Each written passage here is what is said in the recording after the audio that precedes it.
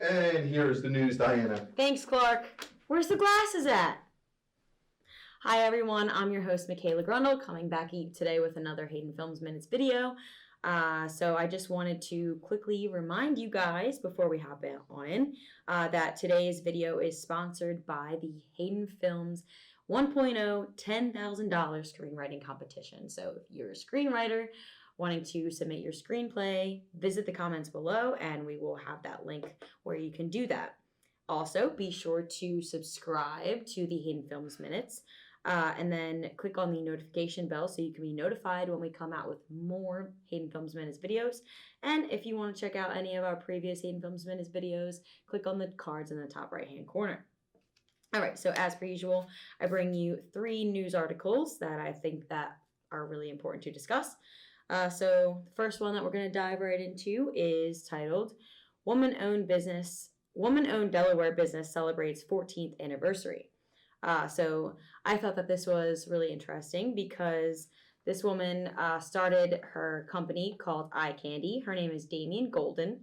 And I thought it was important to recognize and share because this is a woman-owned virtual ad agency, and it's clear that she's come so far and wants to help other businesses grow. So with a background in graphic design, advertising, and marketing, Golden started Eye Candy in 2006, and by 2012, she had built Eye Candy advertising into a multifaceted and profitable woman-owned virtual ad agency. So in honor of the anniversary, Eye Candy will roll out a month filled with specials and freebies that can help area businesses work on self-promotion during the pandemic and beyond. So business owners can take advantage of the offers by following Eye Candy advertising on Facebook. So if you're willing to or wanting to take advantage of these offers, definitely visit their Facebook page and utilize that. I think that this is, again, really awesome and important to discuss because, she's a woman and she's celebrating her 14th anniversary of her business. So good for her. Congratulations. All right. So on to our next article. It's titled How VR and 5G Can Help Returning Vets Heal. And overall, this is about a doctor. His name is Rizzo. He talks about how he's utilizing virtual reality to help patients overcome their PTSD and other mental health related instances through virtual reality. So I think that this is really awesome to talk about and see how virtual reality is improving lives. So Rizzo is utilizing VR to help 80% of veterans in his lab see a meaningful reduction in PTSD symptoms and live more fulfilling lives after their service. All right, so for children with attention deficit disorder, teenagers with autism, elderly individuals with dementia, and veterans with PTSD, Rizzo says, VR has been a very effective and safe way to help people. By repeatedly confronting and reprocessing these very difficult and emotional memories in a safe environment, the fear and anxiety associated with the memory decrease over time. So I thought that this is, again, really awesome. And we see time and time again, we discuss virtual reality almost every week, and we can see how it's being utilized in a variety of ways to help people.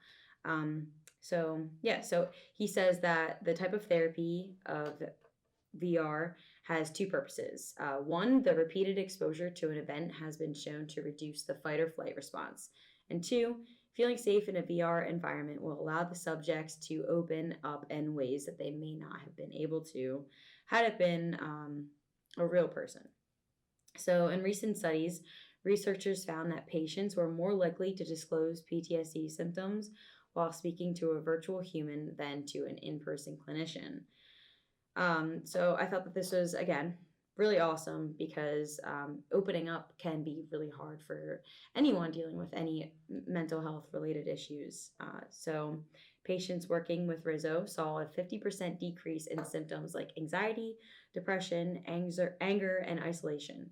And 16 out of 20 users no longer meet the criteria for PTSD treatment, and more report on an improved quality of life.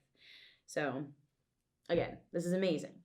He says that right now we have to use tethered headsets because the computational power needed for these scenarios is so great. He says, but I envision a future where a clinician can pull out a standalone headset out of their desk drawer and give it to a client, and then use their tablet to draw from a cloud library of 1,000 different clinical applications and stream it right to the patient's headset. And I think that we can all envision that as well. You know, it's ever evolving, and businesses are always trying to develop virtual reality and utilize it in different ways. So he says it's the future, and we have documented over the last 25 years with good research that VR and AR matter. So he also says that if you look at the World Health Organization, they estimate that right now on the planet, 450 million people are suffering from a mental health condition. Of that number, a full 2/3 of them will have never ever met a therapy office. So I think that with virtual reality becoming a way to help these people dealing with these kind of issues, it has that possibility of helping so many more people. So yeah, I felt that that was awesome, and we can all see how virtual reality is ever evolving and helping people. So our last article today is titled Setting the Standard for Transparency. And this is an article on Verizon that I thought was really interesting, and it's how they are utilizing blockchain technology to create their full transparency initiative. So this is the first aspect of the article. They say that there's an overabundance of information, but not nearly enough tools to help determine what's trustworthy. By incorporating blockchain technology, full transparency reinforces our commitment to transparency while fundamentally changing the way visitors engage with the newsroom. So they say that their top priorities should speak to their entire audience base, from employee and customers to investors and journalists. So blockchain holds the promise of transactional transparency. It has the ability to create a secure, real-time communication network with partners around the globe to support evolving supply chains to payment networks and healthcare data sharing. So they say that with their new transparency tool, all official news releases are permanently logged via blockchain technology, and text-based edits are virtually tracked. So it's clear that they want to, be very transparent with their wide variety of different sections of their company. So they say that it's open source, so everyone on the network has equal access and a standard unified view, regardless of where they are. It's unchangeable. Once information is recorded in the shared ledger, it's almost impossible to reverse or change it.